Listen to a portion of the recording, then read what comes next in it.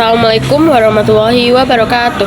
Perkenalkan, nama saya Haifa Vanessa Al-Hafiz dari kelas 10E6. Pada kesempatan kali ini, saya akan menceritakan tentang biografi Sultan Hasanuddin. Sultan Hasanuddin biasa dikenal sebagai ayam jantan dari timur. Tapi kalian tahu nggak sih kenapa Sultan Hasanuddin dapat julukan ayam jantan dari timur? Jadi, Sultan Hasanuddin berasal dari Goa, Makassar, Sulawesi Selatan, dan dikenal sangat gigih dalam mengusir penjajah. Atas kegigihannya, Belanda memberikan julukan kepada Hanjes van het Oosten atau ayam jantan dari timur. Yuk kita flashback ke masa kecil Sultan Hasanuddin. Sultan Hasanuddin lahir di Makassar, Sulawesi Selatan pada tanggal 12 Januari 1631 dengan nama Imalobasi Muhammad Bakir Daeng Matawang Karaeng Bonto Mengepe. Meski terlahir dari keluarga bangsawan, Sultan Hasanuddin senang bergaul dengan teman-temannya yang berasal dari rakyat biasa. Ketika Hasanuddin berusia 8 tahun, ayahnya Sultan Muhammad Said naik tahta sebagai Raja Goa yang ke-15. Jiwa kepemimpinannya sudah menonjol saat ia masih kecil. Selain itu, Hasanuddin juga dikenal sebagai anak yang cerdas dan pandai berdagang. Di usia mudanya, Hasanuddin sudah memiliki jaringan dagang hingga di Makassar dan bangsa asing. Sultan Hasanuddin kecil mengenyam pendidikan di Masjid Botoala.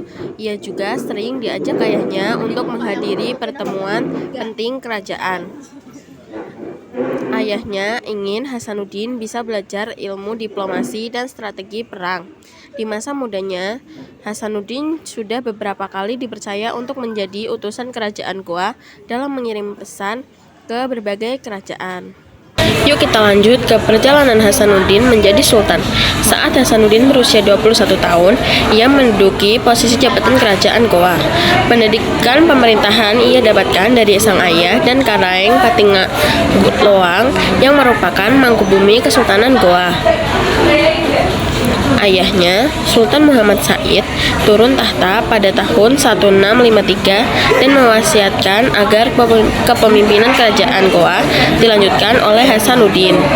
Sultan Muhammad Said menghembuskan nafas terakhirnya saat Hasanuddin menginjak usia 22 tahun. Dengan begitu, Sultan Hasanuddin naik tahta menjadi Raja Goa ke-16. Masa pemerintahan Sultan Hasanuddin. Kerajaan Goa terletak di ujung selatan Pulau Sulawesi dengan ibu kota Somba Opung yang berada di pantai selat Makassar. Di bawah kepemimpinan Sultan Hasanuddin, kerajaan Goa berada pada masa kejayaannya.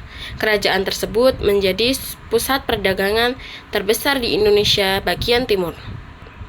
Kerajaan Goa menjadi penghubung wilayah barat seperti Pulau Jawa, Kalimantan, Sumatera, dan Semenanjung Malaka dengan wilayah timur seperti Kepulauan Maluku dan Nusa Tenggara. Di bawah kepemimpinan Sultan Hasanuddin juga, kerajaan Goa berhasil memperluas wilayah kekuasaannya hingga Ternate dan Sumbawa. Hal ini tentu membuat Belanda tidak senang dengan keberadaan kerajaan Goa, terutama Sultan Hasanuddin. Menurut Belanda, kebijakan perdagangan yang diterapkan oleh kerajaan Goa tidak sesuai dengan VOC. Jadi, waktu itu VOC sudah melakukan praktik monopoli perdagangan rempah-rempah. Upaya VOC untuk memonopoli perdagangan di daerah Indonesia Timur ini membuat Sultan Hasanuddin geram dan melakukan perlawanan kerajaan Goa terhadap Belanda. Sejak tahun 1616, VOC sudah berusaha memonopoli perdagangan rempah-rempah di daerah Indonesia Timur bersama orang Spanyol dan Portugis. VOC memaksa rakyat menjual rempah-rempahnya dengan harga yang ditetapkan oleh mereka. Tidak cukup di situ, VOC juga secara cerdik mengatur rakyat agar menebang pohon pala dan cengkeh di beberapa tempat. Tujuannya agar jumlah rempah-rempah di Indonesia menjadi terbatas. Dengan begitu, harganya jadi naik deh. Hal ini tentu akan berdampak pada ekonomi rakyat dan kerajaan. Hanya kerajaan Goa yang waktu itu selalu tegas menolak monopoli yang dilakukan oleh VOC. Perjuangan perlawanan kerajaan Goa terus berlanjut di bawah kepemimpinan Sultan Hasanuddin. Sesuai prinsip yang dianut oleh kerajaan Goa, Tuhan menciptakan bumi dan lautan bagi umat manusia tak terkecuali. Menurutnya, hal ini bertentangan dengan apa yang dilakukan oleh Belanda. Pecahnya Perang Makassar dalam upayanya melawan Belanda. Sultan Hasanuddin harus memperluas wilayah kekuasaannya pada bulan Februari 1660. Sultan Hasanuddin memanggil Tobala Arung Tanete. Ia meminta Arung Tanete untuk memimpin orang Bone untuk memperkuat pertahanan Makassar dalam melawan Belanda. Tobala Arung Tanete mengatakan bahwa dirinya sebagai pemimpin orang Bugis Bone siap bersemangat bersama Sultan Hasanuddin melawan Belanda. Hal ini demi menjaga harga diri dan martabat orang Bugis Bone. Selanjutnya, Tobala memimpin orang Bugis Bone untuk menjaga wilayah yang terletak di bagian belakang Makassar.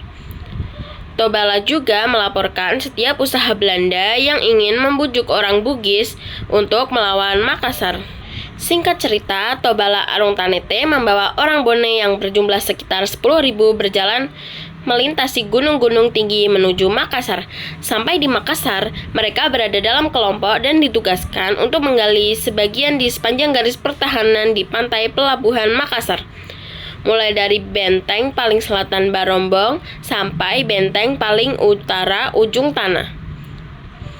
Proses jenis parit ini dilakukan secara paksa. Orang Bone bekerja siang malam untuk menggali parit. Pengakuan ini membuat Arung Palaka, pemimpin kerajaan Bone, marah dan tergerak untuk memberontak. Dari sini, Belanda mulai merasa ada konflik internal yang terjadi antara kerajaan Goa dan kerajaan Bone. Tanpa menunggu lama, Belanda memanfaatkan celah ini. Singkat cerita, akhirnya kerajaan Bone yang awalnya berada di bawah kekuasaan kerajaan Goa berhasil dihasut oleh Belanda untuk membantu VOC. Perang Makassar berlangsung dari tahun 1666 sampai 1669. Dalam perang ini, Belanda dibantu oleh kerajaan Bone untuk melawan kerajaan yang dipimpin oleh Sultan Hasanuddin. Dalam pemberontakan ini, Arung Palaka yang dikejar oleh pasukan Goa berhasil melarikan diri dengan berlayar ke Buton dan meminta bantuan ke Batavia. Pada tanggal 31 Desember 1666, VOC di bawah pimpinan Laksamana Cornelis Jason Spelman pergi ke Buton. Ternyata kerajaan Buton sedang dikepung oleh pasukan kerajaan Goa. Hal ini tentu terjadi karena Sultan Buton dianggap memberi perlindungan terhadap Arung Palaka dan sekutunya. Saat itu, pasukan Goa yang berjumlah kurang lebih 15.000 orang sedang mengepung kerajaan Buton. Mereka terdiri dari orang Makassar, Bugis, dan Mandar. Nah, jadi sebenarnya pasukan ini orang-orangnya berasal dari daerah jajahan kerajaan Goa nih guys. Ketika orang-orang Bugis mendengar Arung Palaka datang, mereka yang jumlahnya ribuan itu mengira bahwa akan dibebaskan. Jadi mereka justru menyerang kerajaan Goa. Pecah deh perang internal di situ. Pasukan kerajaan Goa pun kacau balau. Selain itu, orang-orang Mandar juga tidak merasa berkewajiban untuk membela kerajaan Goa melawan orang-orang Bugis tadi.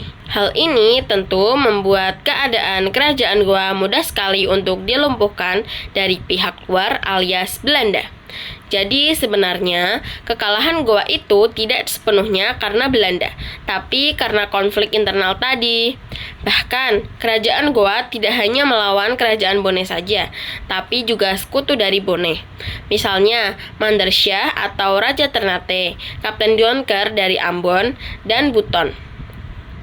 Perang-perang ini pun membuat kekuasaan Goa terus berkurang. Pada tanggal 26 Oktober 1667, Belanda dan sekutunya sampai ke Benteng Somba Opung atau kediaman Sultan Hasanuddin.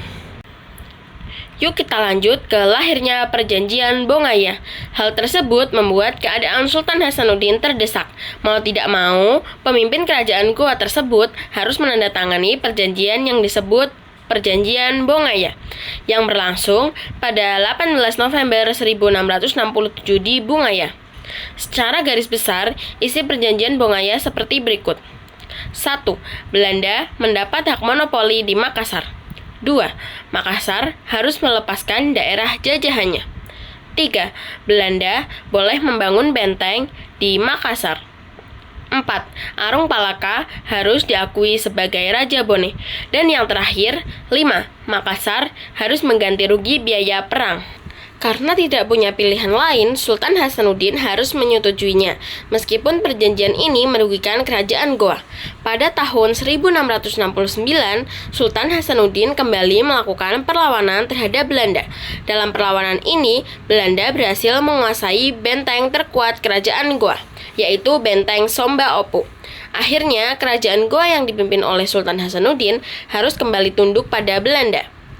Kegigihan Sultan Hasanuddin yang tidak pernah menyerah dijuluki sebagai De Hadjes van het Oosten oleh Belanda, yang berarti ayam jantan dari timur. Berakhirnya masa kejayaan ayam jantan dari timur. Setelah Belanda berhasil mengalahkan Goa, Sultan Hasanuddin mundur dari benteng Somba Opu ke benteng Kale Goa. Meski mundur, Sultan Hasanuddin tidak mau tunduk pada Belanda yang sudah membuat rakyatnya sengsara. Sultan Hasanuddin kemudian memutuskan membatalkan diri dari tahtanya pada tanggal 26 Juni 1669. Kepemimpinan kerajaan Goa kemudian diberikan pada putranya Imapa Somba Daeng Nguraga dengan gelar Sultan Amir Hamzah. Setelah menjabat sebagai raja, Sultan Hasanuddin lebih banyak menghabiskan waktunya untuk mengajar agama Islam pada masyarakat sekitar. Sultan Hasanuddin menghembuskan nafas terakhirnya pada tanggal 12 Juni 1670 di usia 39 tahun. Jasadnya disemayamkan di pemakaman di Benteng Kale Goa, Kampung Tamalate, yang diperuntukkan khusus bagi raja-raja Goa. Atas seluruh jasanya dalam perjuangannya melawan penjajah, Sultan Hasanuddin diangkat menjadi pahlawan nasional pada tanggal 6 November 1973 berdasarkan Surat Keputusan Presiden Republik Indonesia nomor 87 TK tahun 1973. Sekian dari saya, penjelasan biografi Sultan Hasanuddin yang dijuluki sebagai ayam jantan dari timur. Terima kasih. Wassalamualaikum warahmatullahi wabarakatuh.